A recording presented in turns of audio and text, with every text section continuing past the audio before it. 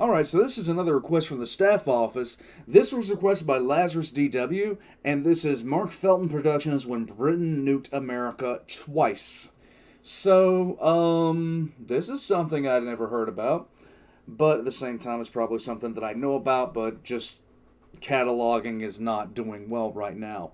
In any case, we're gonna get into this. This looks similar to like Laser Pig, things like that, which I really have enjoyed Laser Pig.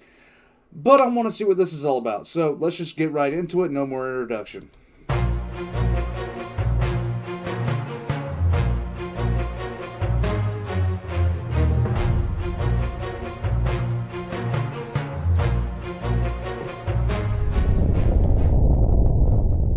In the 1960s, Great Britain nuked the United States not once, but twice.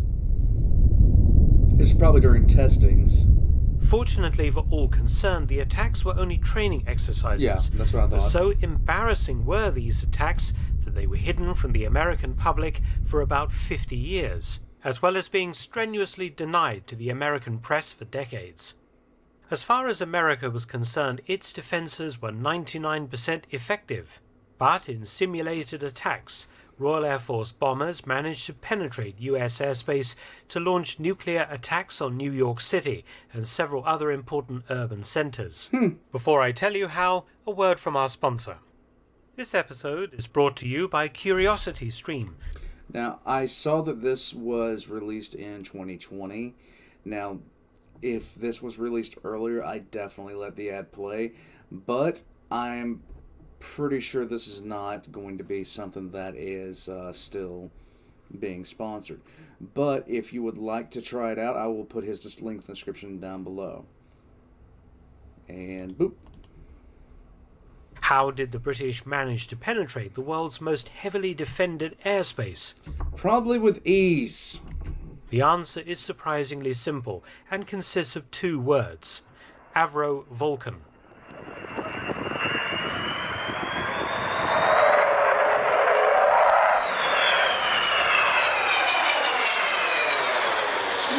Okay. The Vulcan first flew in 1952. The team that created it led by Roy Chadwick, who had designed the famous Lancaster heavy bomber of World War II. Also obligatory. Vulcan lives. Anyhow. A jet-powered, tailless, delta-wing, high-altitude strategic bomber, the Vulcan was the backbone of Britain's nuclear airborne deterrent during most of the Cold War, serving from 1956 until retirement in 1984.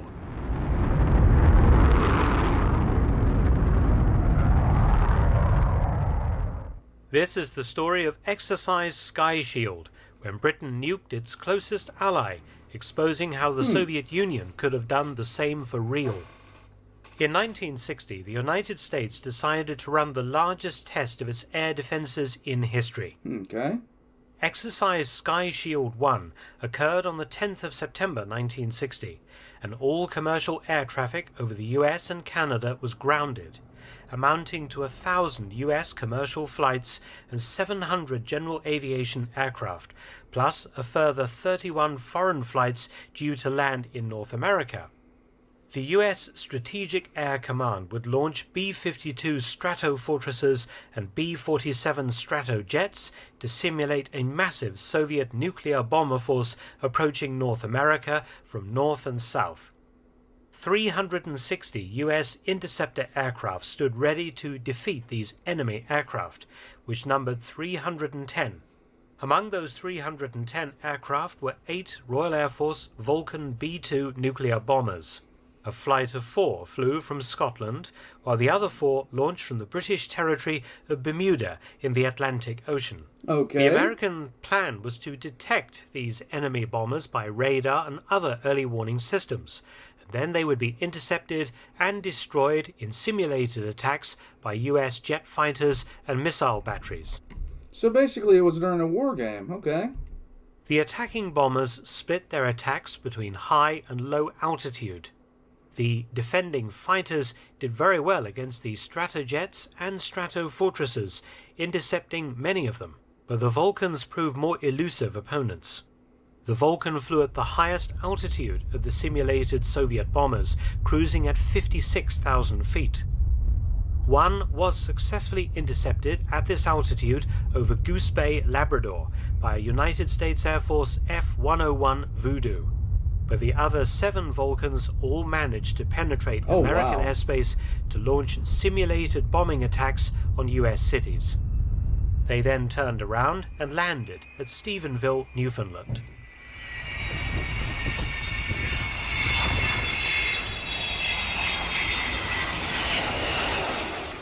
The question was, how had the Vulcan managed it?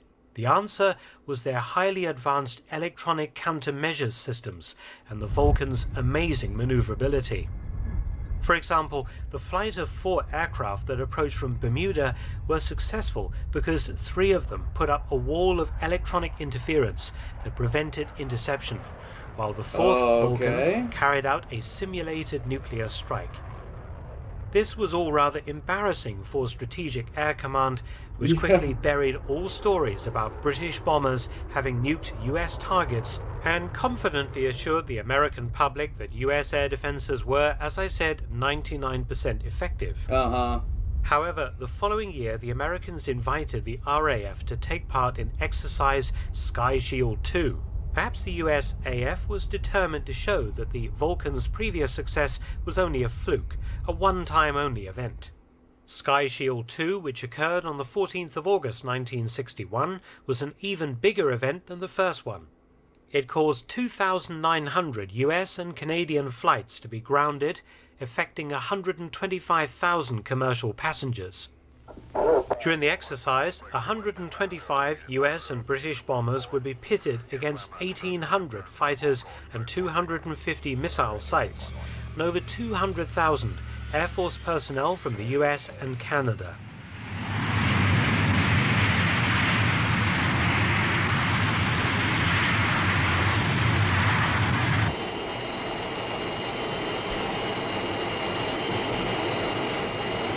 Coming up on 16 and a half seconds.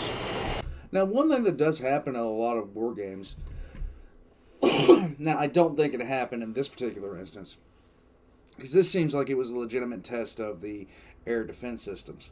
But a lot of times in war games, the goal is not to test. The goal is more to, work on communications, iron out things like that, simulate, to have communications and break things down during a simulated environment, so when it gets real, the communications aren't just bouncing all over the place. Sorry. Poplars are basically unleashing pure out assault on my lungs today. But one of the things that they do when they do some war games is definite work on communication, definite work on strategy, and getting into formations, things like that. Coordination is the big deal. And a lot of times, an opposing force is going to be a lot smaller. They're going to be, I participated in a war game where there was like 30 plus ships against 3. And the reason that she had 30 plus ships was because, simply put, they were just doing a whole bunch of communication back and forth, coordination. Let's get this together, let's get that together, set up screens, all this other kind of stuff. It was mainly to work on communication. But this does not seem like it was one of those war games. They were legitimately trying to test something. I'm going to pause the recording here. I'm going to go get a drink because I'm trying not to cough right now. Sorry about that, guys. I do have allergies, and I start coughing, and it just sucks. It really does. So typically, that's the reason when I do longer live streams, I will get up after about an hour because, one, my legs start hurting, and two, I've 9 out of 10 times run out of a drink at that point, and nobody wants to see me dying of coughing if I'm not coughing laughing. So there's that. All right, back into it. Now, continuing. I'm guessing they had about the same success. Yeah, but I'm ready. ready now. 3-ship hard gear. Come up. 6-foot standing by front. Again, 8 Vulcan B-2s participated, split again into 2 flights. One attacking on the northern route from RAF Lossiemouth in Scotland via Canada, and the other 4 aircraft on a southerly route from Kindley Air Force Base, Bermuda.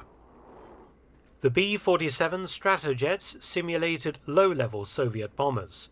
The B-52s would attack between 35,000 and 42,000 feet, while the Vulcans again operated at the highest altitude, 56,000 feet. At the massive NORAD, or North American Air Defense Bunker at Colorado Springs, the U.S. top brass was joined by the RAF's Air Marshal Sir Kenneth Cross of Bomber Command and Sir Wallace Kyle, Chief of the RAF Technical Training Command, to monitor the exercise. Just before 2 p.m., U.S. interceptors pounced on the B-52s, approaching at the mid to high altitude level. The Vulcans also came in from the north, and again, due to the Vulcans' high-tech jamming equipment, only one was shot down by an F-101 Voodoo fighter. Oh, okay. In fact, large numbers of U.S. fighters were scrambled, but they concentrated almost exclusively on the B-52s. When the Vulcans came over, the interceptors did not have sufficient fuel remaining to climb to 56,000 feet plus and engage them. The surviving 3 Vulcans conducted their attacks successfully, turned around and landed at Stephenville, Newfoundland. The southern attack force of 4 Vulcans from Bermuda reached a position 50 miles off the U.S. coast before fighters were scrambled to intercept. Again, 3 of the Vulcans unleashed an electronic jamming screen that kept the attacking F-102 Delta daggers busy, while the 4th aircraft crept round to the north and sneaked through. Nice. This Vulcan proceeded to land at Plattsburgh Air Force Base in New York. If this had been a real attack, New York City could have been reduced to a smoking, irradiated hole in the ground.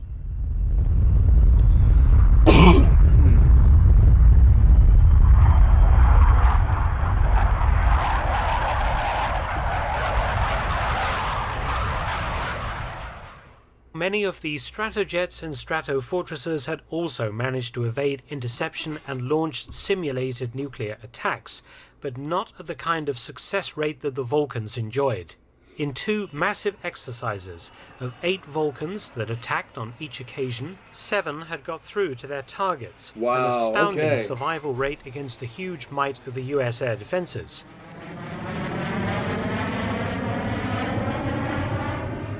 The Vulcans showed that with the right aircraft, America could be laid wide open to a nation-ending assault, something which the Soviet Union would have been very interested in. Fortunately for all concerned, the relationship between Britain and the United States never changed from special to decidedly antagonistic, and the Vulcans never came in anger. The American government also tried to make damn sure that nobody ever found out about the Vulcans nuking American cities.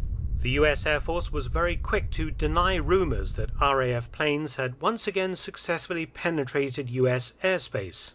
In fact, the US government went so far as to classify all references to Vulcans included in the Sky Shield exercises. After all, if the RAF could practice nuke New York City, Washington, D.C., and even Chicago, the Soviets could do the same. Exactly. If they could develop an aircraft as good as the Vulcan. Which, as far as Strategic Air Command was concerned, the Vulcan episodes had never happened, and the US was well protected, and that protection, as I said, 99% effective. The Vulcans' successful attacks on America were only fully declassified in 1997, long after the Vulcan had left British service. Oh, cool. Many thanks for watching. Please subscribe and share, and also visit my audiobook channel, War Stories with Mark Felton. You can also help to support both of my channels at PayPal and Patreon. Details in the description box below. And I'm gonna put his details in my description box beneath my own. This was interesting. I didn't know about this. Now, like I said, with war games are often to achieve a particular goal. In this particular instance, like he was talking about, it was to test America's air defense. Now, one of the things that I find relatively amusing is when something goes awry, when the intended effect is not reached, when weaknesses are shown and exploited, which they exploited they exploited it with the Vulcan, and that always amuses me, even if we're on the wrong side of it. But every once in a while, the media will get a hold of a story of, XYZ beating XYZ in a war game, and they'll take it quite literally. War games are always designed for specific purposes and nothing else. This one was an actual war game, but there are other war games that are designed strictly for communication purposes. In fact, I'd say 75%. Now, the OPT4 is fun to be on irregardless. If you're in a war game, you want to be on the opposing force, because that's when you get to have fun. That's when you get to enjoy yourself. I know. I've been OPT4 twice, and it was fun both times. Well, it was fun the first time. The second time wasn't that much fun. But we were actually I was in 3 war games. Once I was with everybody else, and it was all 3 war games were communications based. There was no real thing that they were trying to test. There was nothing like that. The first one, though, was absolutely hilarious to be a part of, because my captain didn't care. I miss that guy. You always know that you're going to have fun when you're being OPT4, unless you've really got commanders who just don't care about morale. In any case, like and subscribe if you guys haven't already. Check out Mark Felton. This sounds like something I would listen to in my spare time for dog. Not so much for something to react to, as far as, this is somebody I'm going to go back to and watch on my spare time. These things are tearing my lungs up. Any case, pop over to his channel. Check out there might be some other things that you guys might like to see. If you'd like to support my channel, I have Patreon in the description down below. Also, if you'd like to see something reacted to, jump on the Discord. That's in the description down below. And the throne help me. I now have an Instagram and Twitter. Thank the Hospitaller. In any case, I'll catch you guys next time.